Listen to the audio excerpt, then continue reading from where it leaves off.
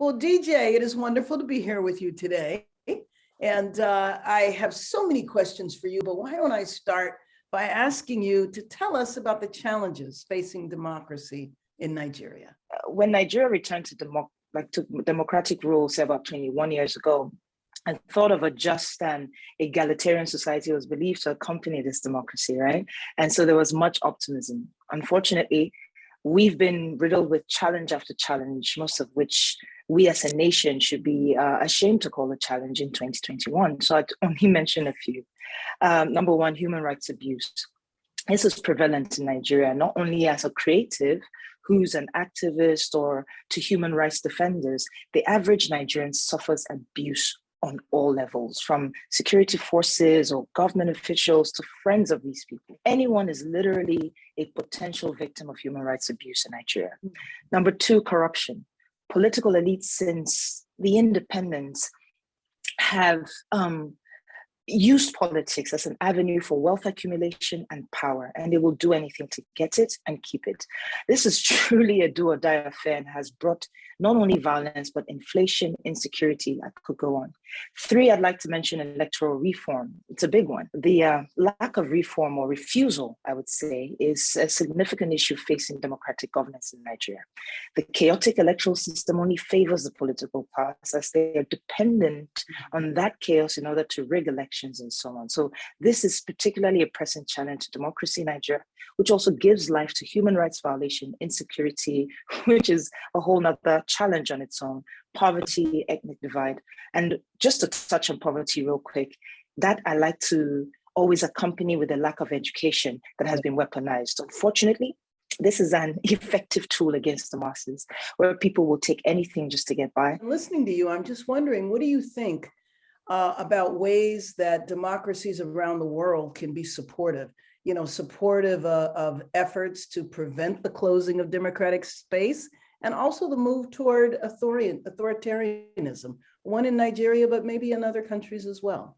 So I'd say democracies, if for a moment, can keep politics aside and take decisive actions in dealing with authoritarian governments, working together to enforce sanctions, visa bans, restrictions of government officials, and their families who use our resources and your aid to enrich themselves. Seizures and return of illegal assets invested in a lot of these democratic countries. Support our petitions at the International Criminal Court. The Nigerian people are sick to the bone and have gone beyond demands now, but need accountability. We all know the United States is a leader in the promotion of democracy and stands by democratically minded people seeking democracy and the rule of law.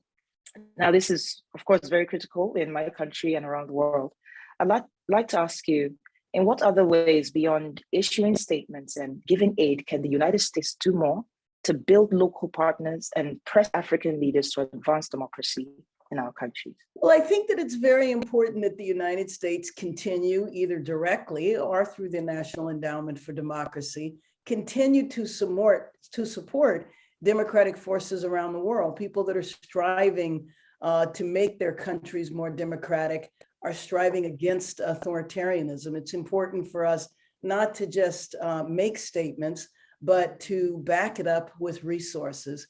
And then I also think, where countries are willing to provide technical assistance, especially if it means, shoring up the judiciary branch or shoring up even the security in countries so that it is not corrupt. Activists like myself have been at the front lines in the fight for democracy, human rights, equality.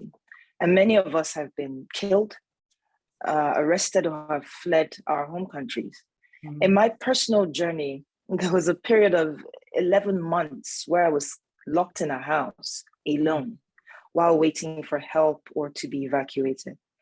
I know how difficult it is for many human rights defenders to get immediate help.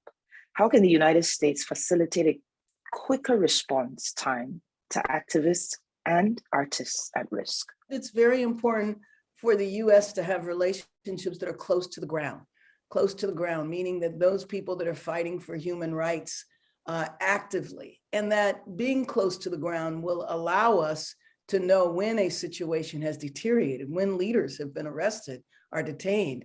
And we need to act accordingly. We need to act formally in terms of the governments that are detaining or holding someone. I will tell you that my experience in Congress has been when we speak up, even in a minor way, like sending a tweet that we know someone is being detained and we're naming them and we're saying they need to be released. We have found that to be effective. But I think that having those relationships and being willing to name someone that is being, that is under duress is important. Thank you so much. Thank you so much for your time. Thank you. Thank you. Thank you.